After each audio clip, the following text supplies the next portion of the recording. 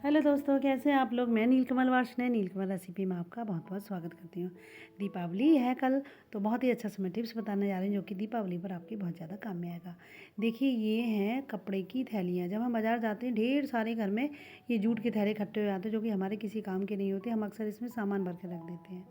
तो मैं आपको बताऊंगी कि आप इतनी सुंदर सी इससे अपने दरवाजे पर टांगने वाली बंदरवार बना सकती हैं। बहुत ही खूबसूरत से फूल बना सकती हैं।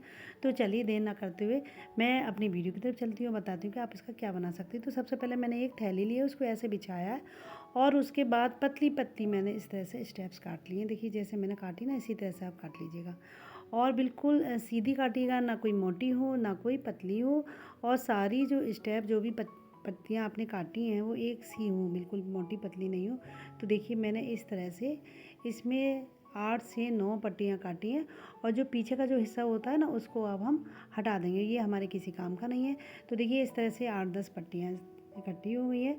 तो इसी तरह से मैं दूसरी थैली का भी काट के दिखाऊंगी। थैली को हम पहले इस तरह से बिछा लेंगे और बिछाने के बाद आगे का हिस्सा बिल्कुल काट देंगे और काटने के बाद फिर पतली पतली स्टेप इस तरह से काटेंगे और काटने के बाद इसमें सभी जो पीछे का हिस्सा है ना, उसको हम बिल्कुल हटा देंगे। यानी वो हमारे किसी काम का नहीं है, तो उसको हम हटा देंगे। देखिए, जैसे मैंने इसमें से पीछे का हिस्सा हटा दिया ना, इसी तरह से आप पीछे का हिस्सा हटा दीजिए। देखिए, मैंने ये 3 रंग की स्टेप काट ली है। मेरे पास 3 थैली थी इस समय। आप चाहें ज़्यादा भी ले सकते हैं या 2 तरह की बना सकते हैं। देखिए, इसके बाद मैंने ये स्टेप ली है और देखिए पूरी ये राउंड में है। यानी तो ये जो जोड़ होता है ना, जहाँ से थैली को जोड़ा जाता है, वो वाला हिस्सा हम कैंची से काट देंगे और काटने के बाद देखिए ये एकदम लंबी स्टेप बनकर तैयार हो जाएगी।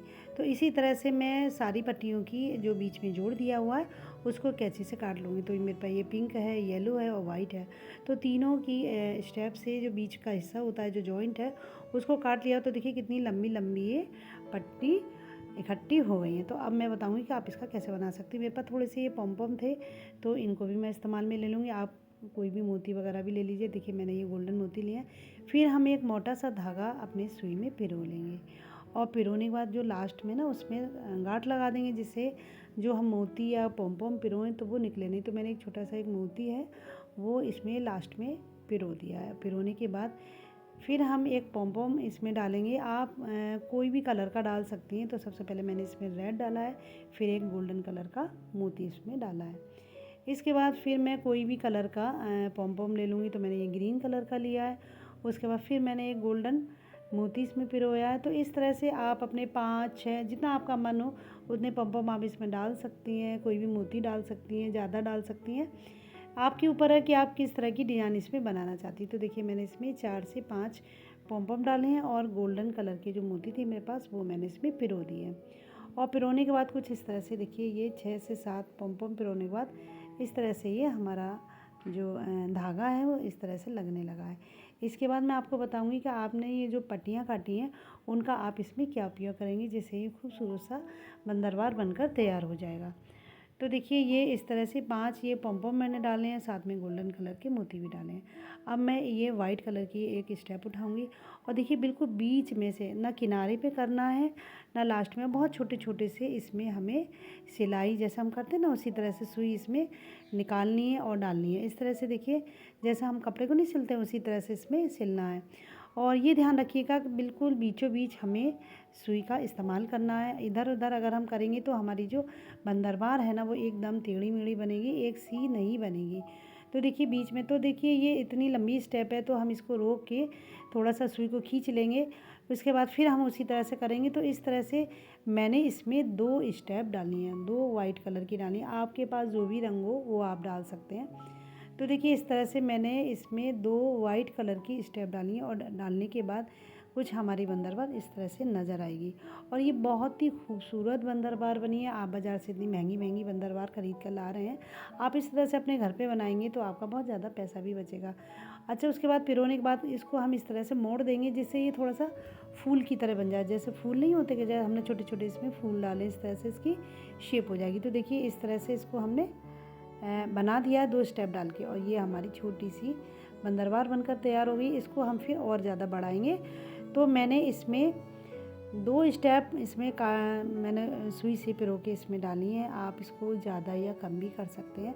तो देखिए, 2 डालने के बाद ये इतनी चौड़ी सी ये बंदरवार हल्की सी बनकर तैयार हो गई है, देखिए इस तरह से। इसके बाद फिर हम इसमें पम पम डालेंगे और गोल्डन जो मोती हैं वो डालेंगे, लेकिन इससे पहले हम थोड़ा सा इसको घुमा लेंगे जिससे इसकी जो शेप है एकदम मोती की तरह आए, यानी कि फूल की तरह आए।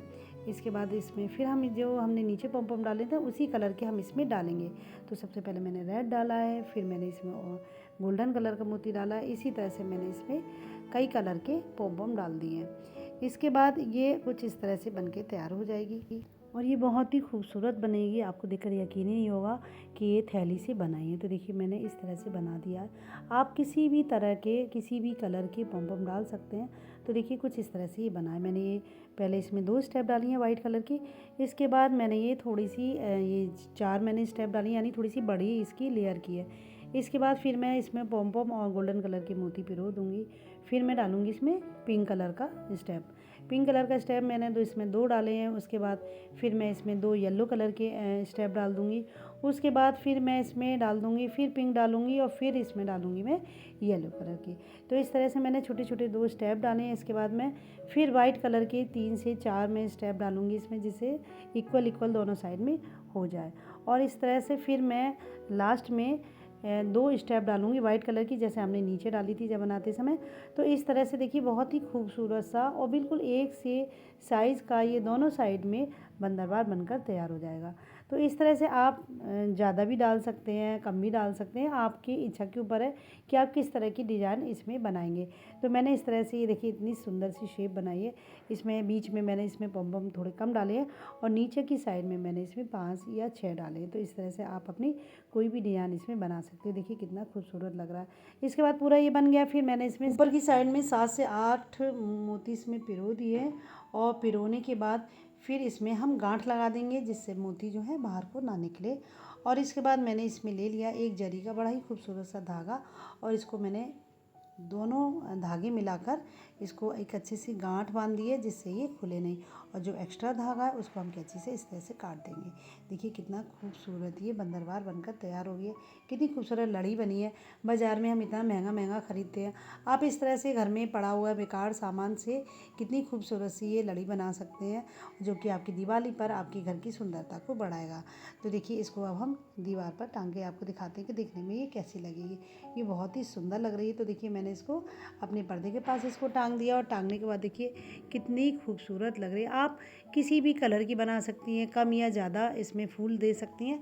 तो देखिए कितनी खूबसूरत ये लग रही है। लग ही नहीं रहा कि इसको हमने हाथ से, और वो भी कपड़ों के थैले से बनाया जो हम बाज़ार से लेके आते हैं। इसको कितना खूबसूरती से बनाया। आप इस तरह से अपने बनाइए और बाज़ार में महंगी महंगी बंदरवार ख़रीदने से बढ़िया कि अपने घर पे बनाइए, आपके बहुत सारे पैसे भी बचेंगे। तो देखिए कितनी सुंदर ये लग रही है। तो इस तरह से आप बना सकती हैं। बहुत सारे इसमें मोती और भी डाल सकती हैं।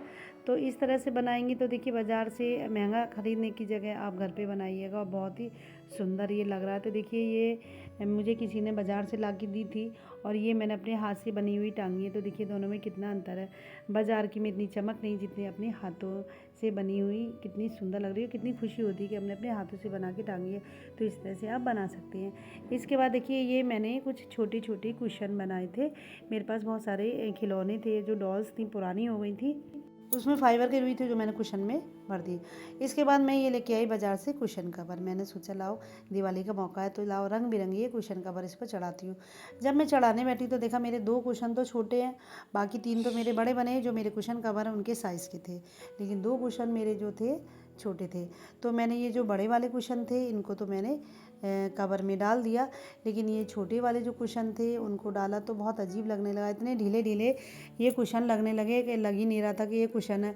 तो देखने में भी बहुत ख़राब लग रही थी। तो मैंने सोचा मैं इनका क्या करूं। तो पहले तो मैं आपको दिखाऊंगी कि देखिए ये बड़ा वाला जो कुशन था वो मैंने इसमें डाला है और बिल्कुल ये कुशन के कवर के बिल्कुल फिट आया है। और इसी तरह से मैंने ये 3 कुशन इसमें डाल दिए और डालने के बाद तीनों कुशन बिल्कुल ठीक आए, कुशन कवर में फ़िट हो गए। लेकिन ये जो छोटे छोटे जो बन गए थे ये बिल्कुल फिट नहीं आ रहे। इनको डाला तो इतने ढीले ढीले थे, ख़राब लग रहे थे देखने में। तभी मेरे पास दिमाग में एक आइडिया आया कि क्यों ना मैं कुछ पुराने कपड़े का इस्तेमाल करूं और इस तरह से कुशन को जो है थोड़ा साइज़ इसका बड़ा कर लेती हूँ। तो मेरे पास कुछ कॉटन के पुराने कुर्ते पड़े हुए थे जो मेरे किसी काम के नहीं थे। तो मैंने सोचा कि लाओ इनका मैं इस्तेमाल करूँ। तो देखिए, पहले मैं आपको बताऊँगी कि मैंने ये कुशन इसमें डाला था और देखने में कितना ख़राब लग रहा था।